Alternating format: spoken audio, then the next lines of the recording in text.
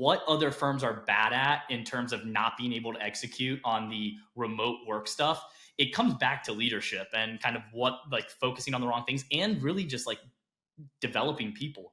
How do you look at that in like developing people? The problem with remote work in accounting firms, larger accounting firms right now, is they don't know how to run remote teams. A lot of accountants are not very good leaders. They're not good at holding people accountable. They're not good at communicating. The best ones in any firm are typically like business developers, so they're not the ones that are managing the teams and delivering the client work. The best communicators, to be clear. So the question is, if you run a remote team and you're never seeing them face to face, do you know how to lead and how to manage and how to hold those people accountable? And can you do it? And what I have seen is just a lot of firms just don't know how to do that. So what they say is remote workers are less productive. We have to do a return to office. But what they're not, the elephant in the room is just that they're just not good at leading people. And if they fix that problem, I promise you the remote thing would work. So now I have one of my partners is our VP of talent, and her job is to essentially go through, make sure everybody's got goals, make sure they understand why they have goals, why it's important, and then understand what their career paths look like and how they're progressing.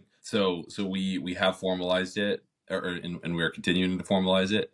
But that said, what helped me was, like, I feel like I have decades of leadership experience and I'm 34 years old. And the reason that I say that is, like I said, I made every mistake in the book, and I would not have had that opportunity to make all those mistakes had I stayed at EY or at PwC, because they've got everything figured out. They've got the systems in place. Like there's not a whole lot of ways to make mistakes that, like, super learnable mistakes and things like that, at least not at the scale and the quickness that I did launching my own business. And so the real question for us that we've been exploring is, how do you enable other people in our firm to make those mistakes faster and learn from them and get coached on them? Because that's what it is. I mean, a very simple example is if you and I are having a one-on-one today, and you're like, all right, Brandon, I need this deliverable by the end of next week. How often have we heard that? And I'm like, okay, that sounds great. We part ways, and in my mind, I'm not gonna start working on the deliverable until Thursday, because you said end of next week, which to me means Friday close of business. But in your mind, you want Friday to review the deliverable before the weekend, so you really need it by Friday 9 a.m. on your desk.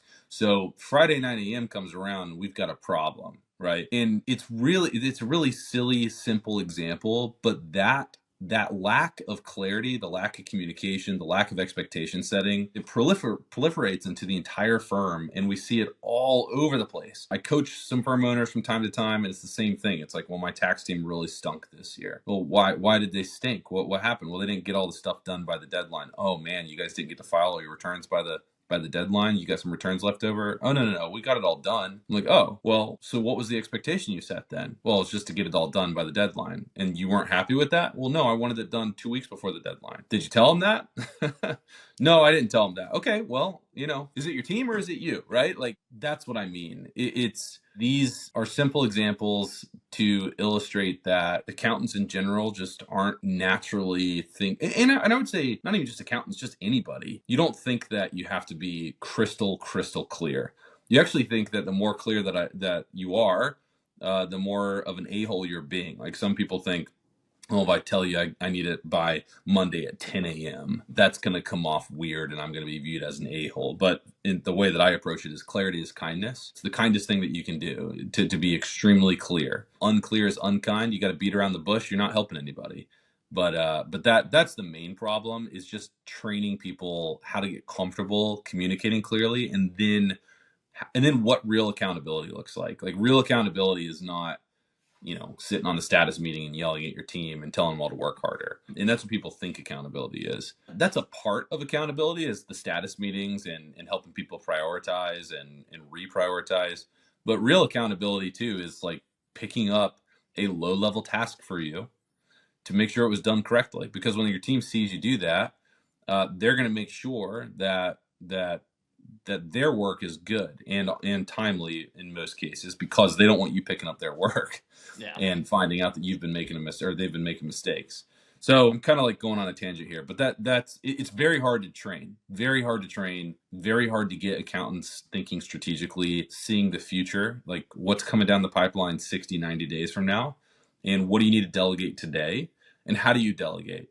A lot of accountants too think linearly, like, well, I can't give this task to this person because they are a new manager, and I've got a more experienced manager or a senior manager, so they get first dibs.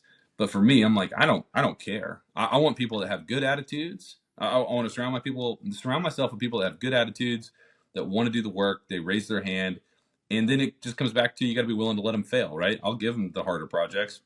They'll get 80% of the way there, and that's okay with me. And then we all learn in the process, and I high five them and we move on. But yeah, it's just kind of a different way of thinking.